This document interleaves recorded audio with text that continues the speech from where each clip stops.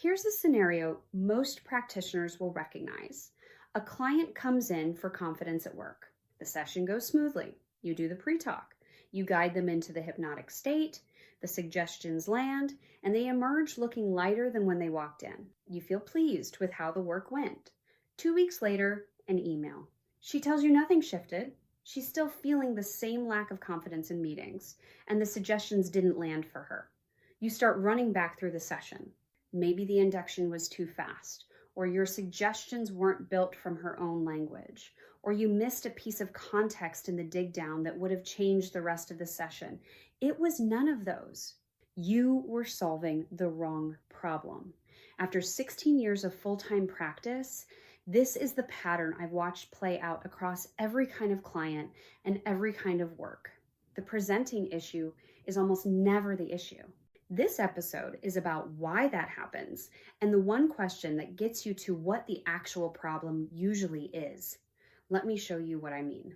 Most certification programs leave out the distinction between solving the presenting problem and working with the association underneath it. It sounds like a small distinction. In practice, it determines whether the change holds. It's also the moment in your work when the script stops being enough. A client wants to stop smoking, so you build a session around stopping smoking, and the suggestions land. She walks out and doesn't pick up a cigarette for 2 weeks. Then her overeating gets worse, or something else moves into the space that smoking used to fill. That's not the work failing. It's the work never reaching what was holding the behavior in place. Working with the underlying association is different. You're not addressing the behavior. You're addressing the conclusion the subconscious drew at some earlier point in this person's life that made the behavior necessary in the first place. A behavior the subconscious has organized around protection doesn't release because you tell it to. It releases when the protection has been seen and honored, and a new context replaces the old one. This is the gap between accuracy and precision. Accuracy is knowing what the client said they want to change. Precision is knowing what their system is actually managing underneath what they said. The clients who come back saying nothing shifted are usually telling you the work was accurate, not precise. Symptoms aren't problems the subconscious created accidentally. They're solutions it designed intentionally. That reframe changes the entire shape of the work. What clients bring in is avoidance, perfectionism, people-pleasing, overworking. Two contradictory behaviors held in the same person: eating and not eating, holding back and showing off, looking for approval while pushing it away. Every one of these started as a solution to a problem. The subconscious built the behavior because at some earlier point in this person's life, it worked. It may have reduced fear, kept them connected to someone whose connection was conditional, or stopped them from being exposed to something the system didn't yet have the resources to hold. The behavior is no longer serving the adult sitting in your chair, but the association underneath it is still operating exactly the way it always has. The subconscious doesn't check for relevance. It checks for familiarity. A response that once kept the system safe keeps running until something replaces it. When you understand behavior as adaptive rather than broken, the work changes. You stop trying to eliminate the behavior and start working with the logic that built it. That's a different conversation. The pre-talk shifts. You read different signals during the session, and the suggestions you formulate stop sounding like everyone else's. Most of the behaviors clients want to change are organized around fear. It almost never looks like fear from the outside. Not panic, not phobia, not even the visible distress most practitioners are trained to recognize. Fear in the room usually looks like behavior that has nothing to do with fear on the surface. 5 of the most common disguises: procrastination, protecting against the verdict to finish work. If you never finish it, nobody gets to judge it. Perfectionism, protecting against the verdict of imperfect work, which is just procrastination wearing a sharper coat. If nothing's ever finished enough, you never have to find out what other people would think. People-pleasing, protecting against rejection. If you stay useful, the people whose connection matters most don't pull away. Overthinking, protecting against the wrong decision.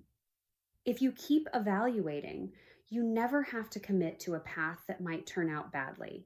Withdrawal, less visible than the others, but the most common one I miss in early intakes.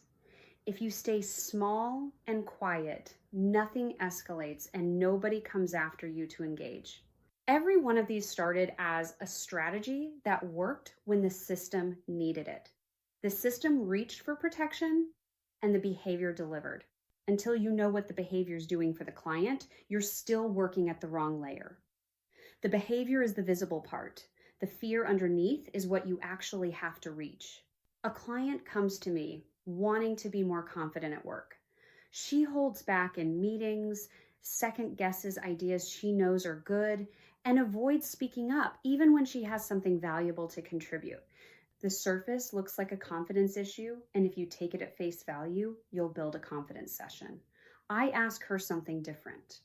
I ask what happens in her body when she imagines speaking up. She pauses. Then her chest tightens and her breath shortens, and there's a pull in her to stay quiet and let someone else take the lead. I ask what would happen if she did speak. She says, I don't know, something bad. Now I know I'm not working with confidence, I'm working with fear. I ask when she first learned that being visible felt dangerous.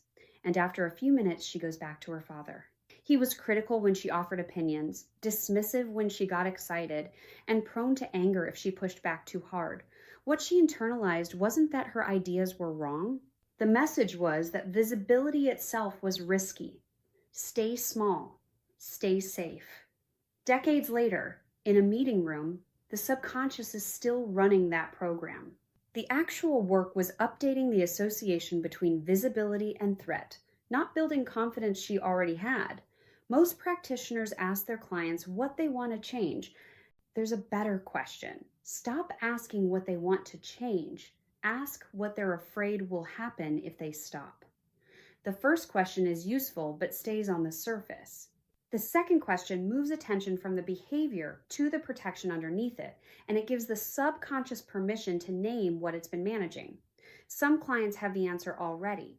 The honest version is sitting just underneath the conscious story they've been telling themselves, and it surfaces immediately when the question lands. Other clients pause, search, sit with the question, and finally land on, I don't know. That I don't know is the moment before awareness, not resistance. Wait, give them silence. When you fill that silence with another question, you pull the client back into their conscious mind where the honest answer doesn't live yet. The subconscious needs a few seconds with no question on top of it before the real answer can come up. If it doesn't surface on its own, gently rephrase. What is the part of you that holds on to this afraid of?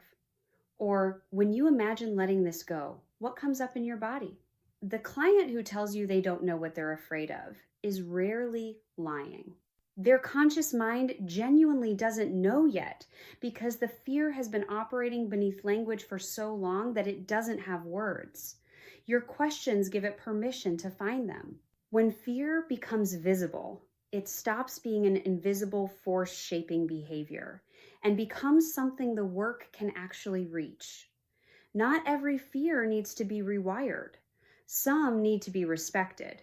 The work isn't to eliminate fear. Fear is the nervous system doing its job. The work is to figure out where the fear is rational and where it's irrational, and to focus on the irrational part. Most of the fears you're working with were rational when they formed. A child who learned that speaking up gets punished was right to stay quiet, and her nervous system filed that lesson under safety where it's been ever since. The fear made sense in that environment. The environment isn't there anymore. The fear still is. When the subconscious is running a child's protective strategy in an adult's life, the fear has become irrational, and that's the layer where the work happens. You're giving the current version of your client the chance to update what the system still believes is true. But if the fear is responding to something genuinely current, a real risk in the client's actual present life, you respect it. You don't rewire what's doing its job. The skill is knowing the difference. Not every fear is something to work with. Some are information you and the client both need. The presenting issue is the starting point, not the destination. It tells you where attention is currently focused and what the client believes needs to change. What it rarely tells you is what organized the pattern or what holds it in place. That information comes from listening, asking the questions that move from surface to protection, and allowing the client's internal logic to reveal itself. The work isn't to remove the behavior. The work is to understand what it's protecting and update the association that built it. That's the difference between a session that lands for a week and a session that holds. If this reframe matters to your practice, there's more on it in my book, Advanced Hypnosis, A Practitioner's Guide Beyond Scripts and Techniques. Quietly on Amazon now if you want it early. Official launch September 8. The chapters on the presenting issue and the dig down are the spine of how I've worked for 16 years. Subscribe if you want the rest of this series. Next week, what to do when your client won't close their eyes. See you next week.